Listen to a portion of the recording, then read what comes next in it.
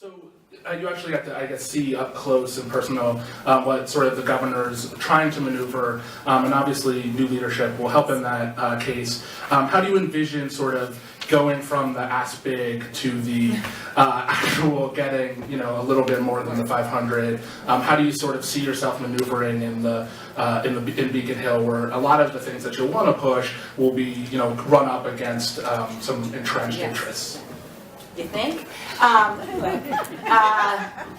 So let me just tell you all a little bit about me and how I govern. So there are a couple of attributes of how the governor's acted that I would be different about. First of all, I'm the only candidate amongst all 10, don't forget there's 10 of us, who has had state and federal executive leadership in governors and president's administration.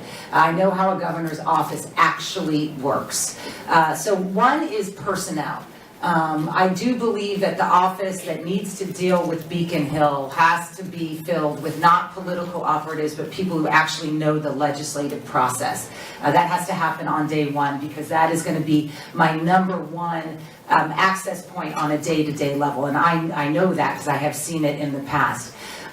Second is I'm pretty inclusive. I don't have a very formal personality. I have seen that throughout my career. When I say, my executive, the way I think about the role of an executive is essentially to set the table really big, but then to make decisions, right? So we know a lot of people who can set the table very big, but can't make decisions. A lot of people can make decisions, but they don't have all the voices in it, right? You want both.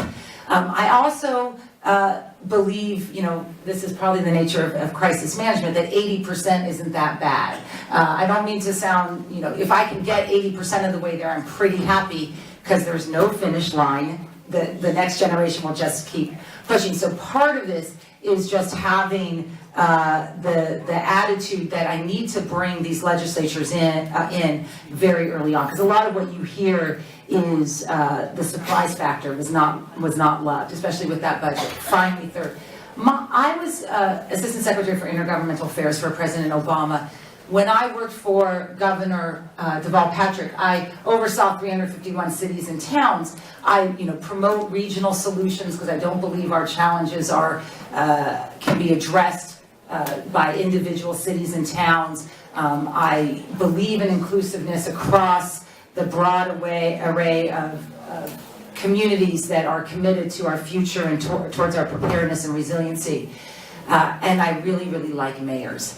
One of the things I have always done is you want to engage the different community leadership, the grassroots leadership, those who are invested in local politics and local solutions. Look, we're one state, many solutions, and a governor can't think that every solution is going to fit everyone. But if you can get grassroots support, and in particular from mayors, communities, to help you push a progressive agenda, you're going to be in better shape than not.